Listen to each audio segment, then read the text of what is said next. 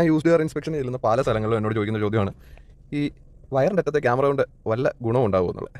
അപ്പോൾ വയറിൻ്റെ അറ്റത്തെ ക്യാമറ വെച്ച് ഇൻസ്പെക്ട് ചെയ്ത ഒരു വണ്ടിയുടെ ഡീറ്റെയിൽ നിങ്ങളൊന്ന് കണ്ടു നോക്കുക. കഴിഞ്ഞ ദിവസം നമ്മളുടെ കച്ചവട ഭാഷ പറഞ്ഞാൽ നല്ല കിളിക്കുഞ്ഞു വണ്ടി, എല്ലാം ക്ലീൻ നീറ്റ് പക്ക ഒരു സംശയം തോന്നി. തന്നെയല്ല, നമ്മളുടെ ഇൻസ്പെക്ഷൻ്റെ പാർട്ടായിട്ട് ഫ്ലഡ് ഇൻസ്പെക്ഷൻ അതിനകത്ത് ഉള്ളതുകൊണ്ട് ആ പോയിന്റിലേക്ക് കടന്നപ്പോൾ കണ്ട കാഴ്ചയാണിത്. അതായത് പുറമെ എല്ലാം ക്ലീൻ ചെയ്തു, പക്ഷേ തീരെ കയ്യെത്താത്ത സ്ഥലങ്ങൾ, ഗണ്ണെത്താത്ത സ്ഥലങ്ങളിൽ ഇതേപോലെ ക്യാമറ കയറി ചെന്ന് കഴിഞ്ഞപ്പോൾ നല്ല കട്ടച്ചെളി. അപ്പോൾ പലപ്പോഴും ഇത് ഈ ക്യാമറ ഇല്ലാതെ നമ്മളിത് കണ്ടെത്തുക എന്നുള്ളത്, കാരണം വിസിബിൾ ഏരിയ എല്ലാം മിക്കവാറും ക്ലീൻ ചെയ്തിട്ടുണ്ടാവും.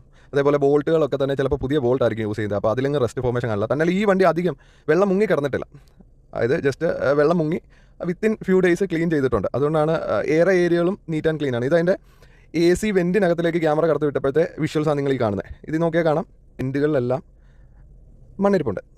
അപ്പോൾ ഇതിൽ നിന്ന് മനസ്സിലാക്കേണ്ടതെന്ന് വെച്ച് കഴിഞ്ഞാൽ ഇത് അത്യാവശ്യം നല്ല രീതിയിൽ മുങ്ങിയിട്ടുണ്ടായിരുന്നു. പിന്നെ ഈ ഡക്റ്റിനകത്ത് തന്നെ വേറെ